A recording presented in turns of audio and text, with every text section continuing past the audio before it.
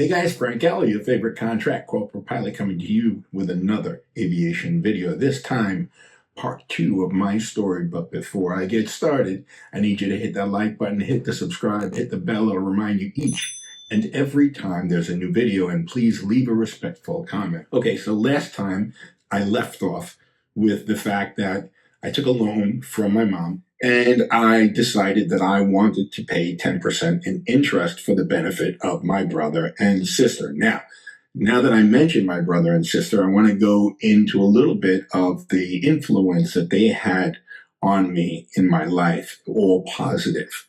My sister was the type of person that just wanted to make me happy. Whatever I wanted in life, she wanted to make it happen, and she always did.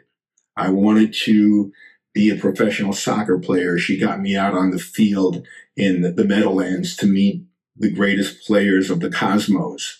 I wanted to be a pilot. She got me into the cockpit when we went to Italy for my first time, and I was just amazed by all the dials and screens, and I was talking to the pilots, and it was the coolest thing. They even let me into the cockpit during flight, and on that flight, I'll never forget, they had newspapers all over the windows during flight to keep the sun out. And I didn't understand how can they see? I didn't know anything about IFR back then. But it was very interesting. So that was my sister. She was always and still is a wonderful human being in my life. And I'm so blessed to have her. And then there's my brother, who is my finance guy. He's the guy who knows how to really handle money. And he does a great job for me, and he always watched over me when I was a kid.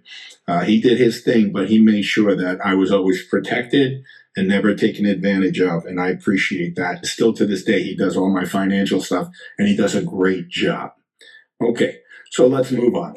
So I take this money, and Aaron, the guy who owned the flight school, is and always was a very kind and caring human being, very generous.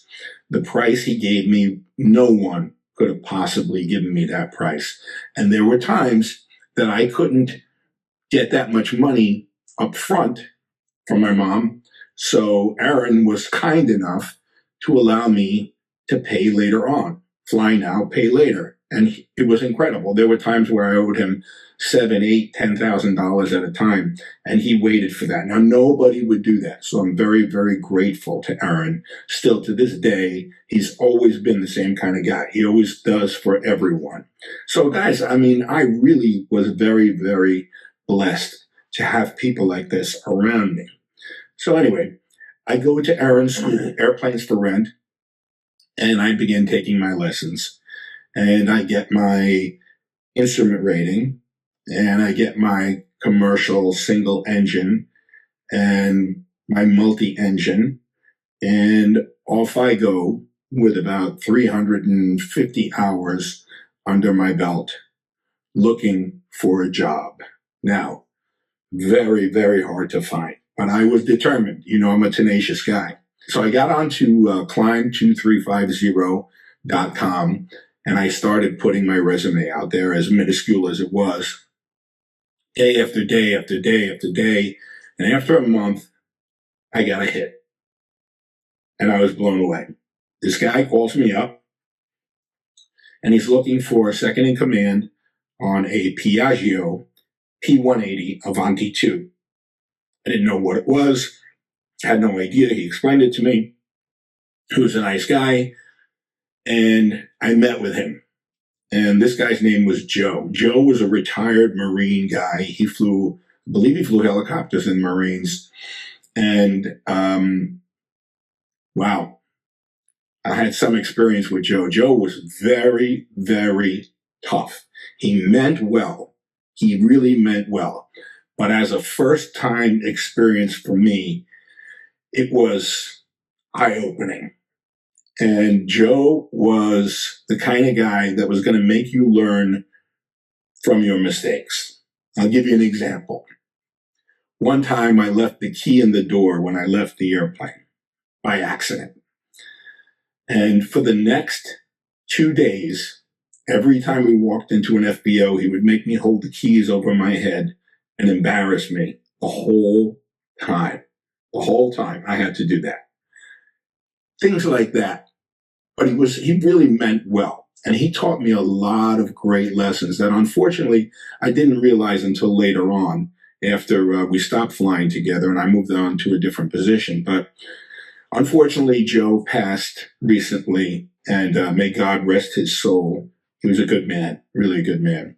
So after that, I moved on to doing some second in command work in jets, mostly Beach Jet 400s, Challenger 604, 601, Gulfstream 200, things like that. No King Air work yet. And while I was doing that, this guy, Mr. G, who had gotten me started,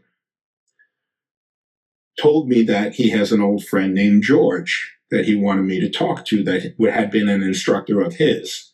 And so I talked to George. George was flying a King Air 350 for a hotel company.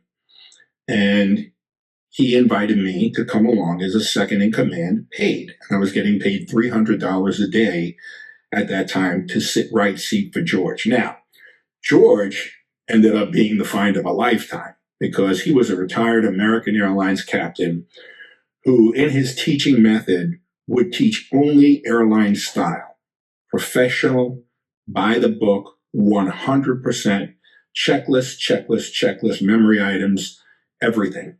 George was, he was perfection. And so I flew with him for a while, and it came time for me to do something professionally. I'd really built up enough hours now in that King Air, and I was going to go to a company that flew Gulfstreams. And George was not happy about that because his concern was that, yes, I would build time in heavy metal, but that I would probably never get to touch the controls. And that it would be time, but it would be insignificant time that didn't mean much to anybody. So he suggested that I go to Wheels Up. And that's where I'm going to leave that today because we're at the 7-minute mark and I don't want to go any further and bore you guys, but we'll pick up with the Wheels Up story in part 3 of my story. Now, before I leave you, I'd like you to ask you to please hit that like button, hit the subscribe button, hit the bell, or remind you each and every time there's a new video. And please leave a respectful comment, positive or negative. And like I always say, if you're thinking of getting a pet, please don't buy, don't go to a breeder, adopt, rescue. There's nothing more beautiful than an animal that you rescue. They know that you saved their lives and they are forever indebted to you with love. Unconditional love. The shelters and the pounds are full of beautiful, beautiful animals, all ages, all breeds, all sizes. Please go over there and get one. They're just waiting for their forever home, and some of them have been there for years. Your favorite contract corporate pilot, Frank Allo, signing off.